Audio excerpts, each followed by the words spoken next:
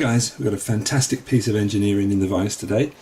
This is a French pump lock, as you can see, if you can see that on the key. The brand is Central. The type of lock is actually a Pollux lock, and it works of course by putting in the key and turning it round just like any other kind of lock. Yeah? You can see you've got little fins on the side of the key, and those fins correspond to little tiny pins inside the different places in the keyway. You probably can't see that, you don't have enough light. It works pretty much like a tubular lock, but of course it's inside this big body.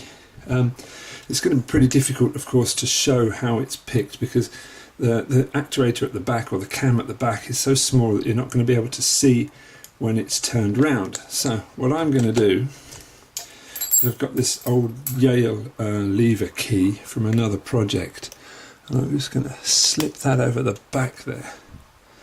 The idea being, if I manage to pick it open, the Yale should turn. There we go. So if I turn it to one setting, you can see the position of the Yale key turning with it, unless it falls off. Now I'm not going to turn it a full 360. I'll tell you why. When I first got this lock a couple of weeks ago, I did turn it full 360, and I managed to jam up one of the springs, and I've spent the best part of a week trying to put it back together. So I'm not going to turn it a full 360. In order to do so, you would need to pick it 1, 2, 3, 4, 5, 6 times. I'm just going to pick it once, if I can manage even to do that, and then gut it and show you what it's made of. So I had to make a tension wrench like so. I got the idea from the lock-picking lawyer, who majestically picks one of these locks and does the full 360 in no time at all. However, his lock is a bit easier than mine. It's got no security pins in, and mine has. So it's a bit hard to pick. I'm going to use a Sparrow's low HD and see if we can get it going. You have to use quite high tension.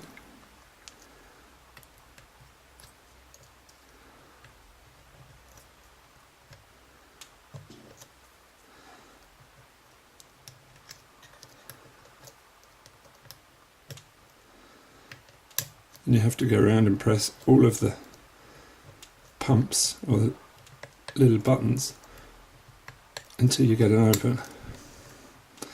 Now this does have security pins, as I said before, which kind of work like a Vachette V5 or a Tessity V5, meaning that you get overset. And when you're overset, it takes forever to get out of.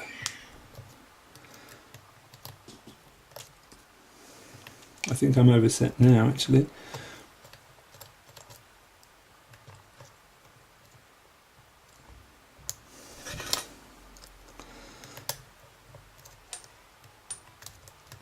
So I'm going to release a bit of tension and try again.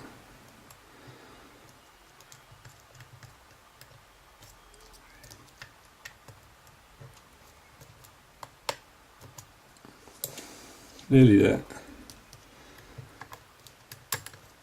There we go. So as you can see, we've managed to turn one setting. And the lock is open. We're going to switch it back there. So it took a little bit of time, didn't it? The interesting thing is, what we're going to do is actually have a look inside, in fact, and see what it's made of.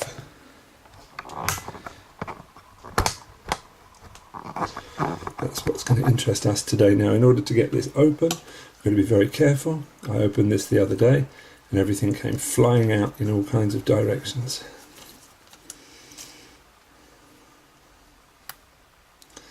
So we've got to try and hold everything steady. This little screw comes off the back.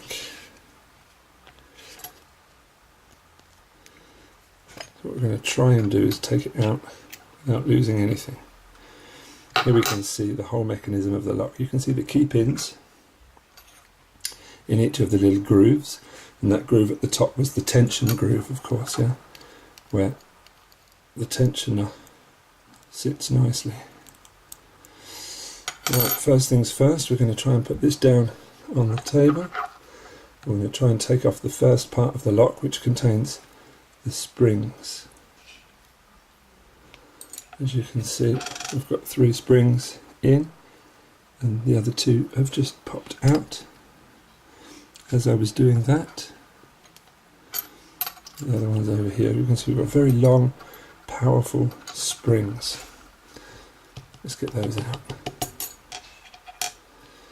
Now, I was doing this the other day, as I said before, and I jammed it, and it took forever to try to put it back together again because I lost the order of the pins. So quite possibly I don't have the correct order of the pins, and I shall show you how I know that in a few seconds time. Okay, so next thing is the drivers. We can kind of see the drivers here. There we go, straight off the bat. I think I can tell you why I think I don't have necessarily the correct order of the pins, because that's number 5, that's number 4, 3, 2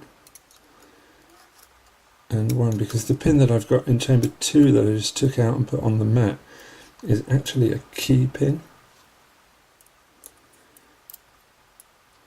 You can see it's got a slotted bottom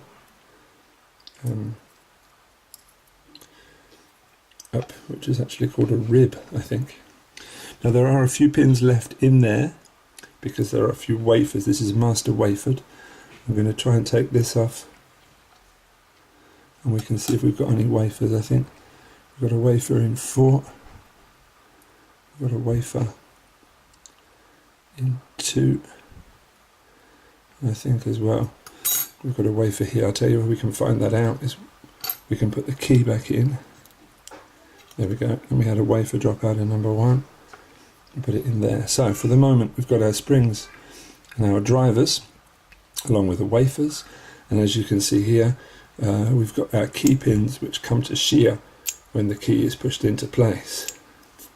Let's dump those key pins out.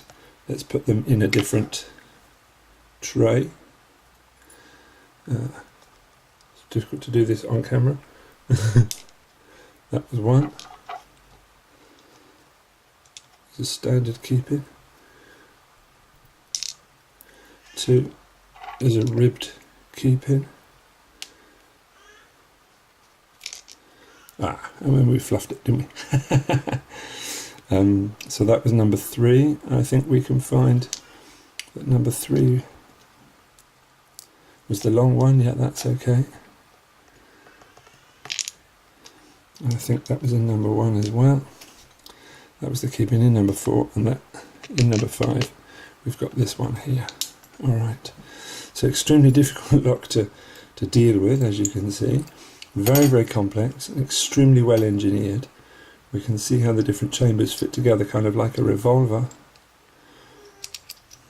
and all come together on the spindle. Fantastic piece of innovation, fantastic piece of engineering, extremely tricky to mess around with. And as I say, I didn't want to go the full 360 degrees because the last time I did that I jammed one of the springs, and it was a bit complicated getting back together. So I just wanted to show you what these French pump locks look like. That was our Centrale 5 fin pump lock. Thanks for watching, guys. Bye.